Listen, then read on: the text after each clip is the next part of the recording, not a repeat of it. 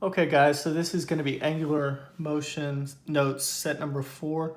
So we're going to be using the same formulas from last time. Remember we have this omega final is equal to omega initial plus alpha t. Omega squared is equal to omega I squared plus 2 alpha delta theta. Delta theta is equal to omega it plus 1/2 alpha t squared. And then we got delta theta is equal to 1/2 times omega final plus omega initial times t. Remember your omegas are your rotational velocity, and it has to be in radians per second. Your alpha is going to be your angular acceleration in radians per second squared. Your t is your time in seconds, and your delta theta is always in radians. So let's jump into our example problems. Okay, a fan is turning at 10 RPM and speeds up to 25 RPM. So this is going to be your omega I, and this is going to be your omega F. Okay, in 10 seconds, how many radians and rotations does the blade require to alter its speed? Okay, so this is your time right here. So just like last class, so RPM is 10 revolutions to 1 minute. Okay, so we said that 1 revolution has 2 pi radians, and 1 minute has 60 seconds. Okay, so we're going to do that conversion for both of those. So 10 times 2 pi divided by 60 is going to be, so your omega initial is going to be 1.05 radians per second. And your omega final is going to be 25 times 2 pi divided by 60 is 2.62 radians per second. Okay, so we're looking for how many radians. So we're going to be looking for delta theta. So we're going to be using omega final squared is equal to omega initial squared. Well, we don't have alpha, so we're going to use the last formula, sorry. We're going to use our last formula. We don't have alpha. Okay, so delta theta is equal to 1/2 times omega final plus omega initial times t. Okay, so it's going to be 1.05 plus 2.62, and your t is 10 seconds. So your delta theta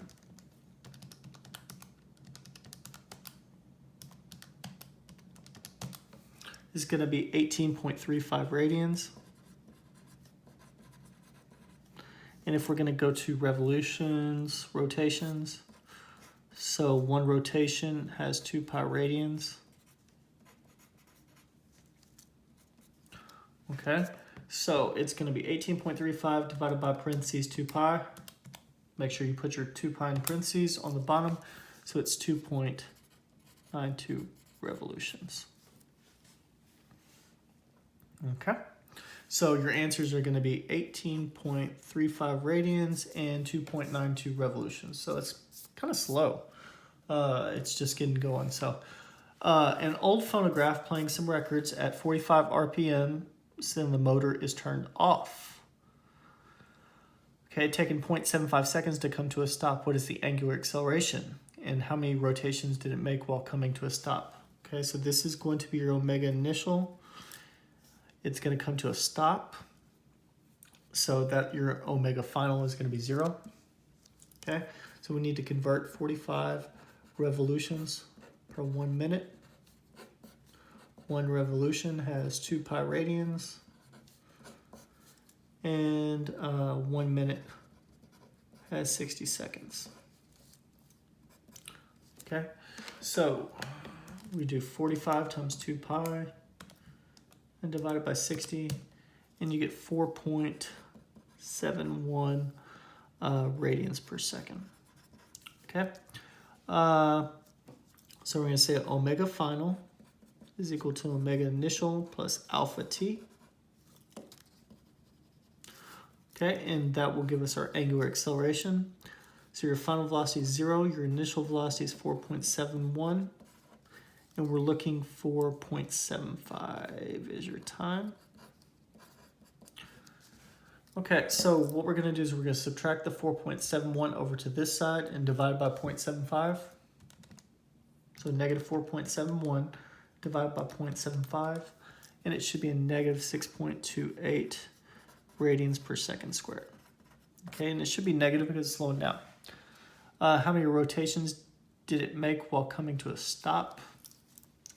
So we can use omega final squared is equal to omega initial squared plus 2 alpha delta theta, or you can use delta theta is equal to omega it plus 1/2 alpha t squared. Okay, so your final velocity is 0. Your initial velocity is 4.71. Your alpha is going to be negative 6.28. And we're looking for delta theta.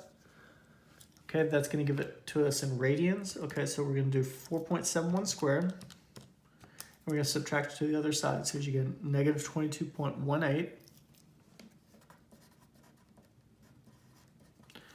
6.28 times 2 is negative 12.56 delta theta.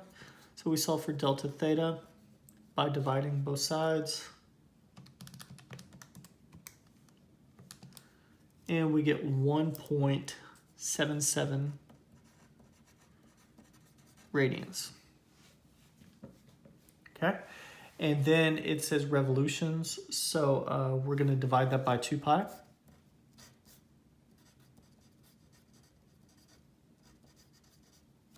Okay, so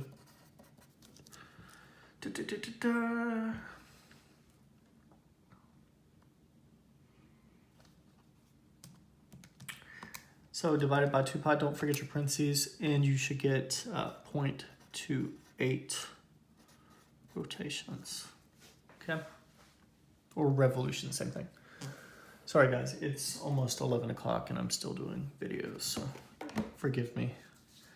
Okay, a flywheel turning makes 4 rotations per 1 second rotating at a constant angular velocity. What will its angular displacement be after 13 seconds, determined in rotations and radians? Okay, so we need to convert 4 rotations to 1 second. Okay, now we need to get in radians per second. So 1 rotation has 2 pi radians. Okay, so 4 times 2 pi is 25.13 radians per second. Okay. So it wants to know what its angular displacement will be after 13 seconds. So remember what we talked about last time.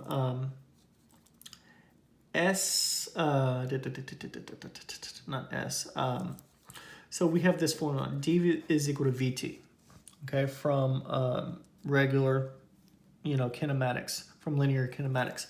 So delta theta is equal to omega t. Let me check. Do I have that formula? I didn't write that on there, and if you want to add that to your formulas, you can.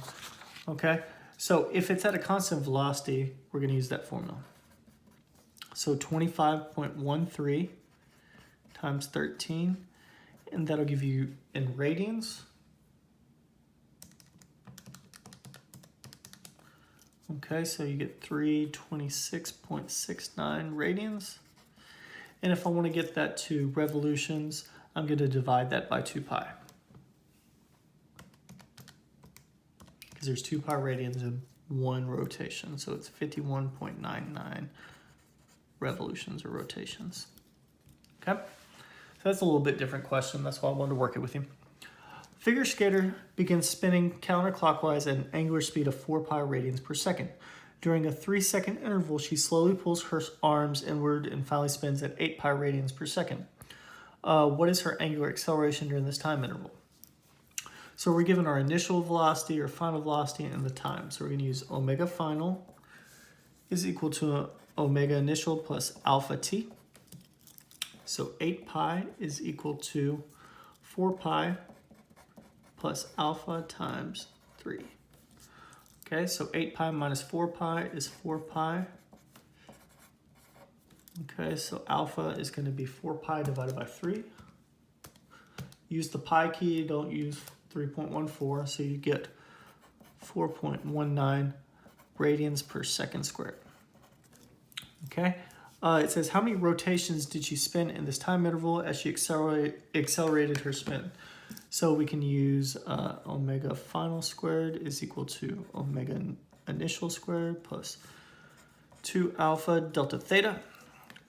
Okay, so we do 8 pi squared is equal to 4 pi squared plus 2. Our alpha is 4.19, and we can solve for delta theta. Okay, so it's important that you use parentheses whenever we do this. So 8 pi quantity squared minus 4 pi quantity squared divided by 2 divided by 4.19. Okay, so she's going to go through 56.53 radians.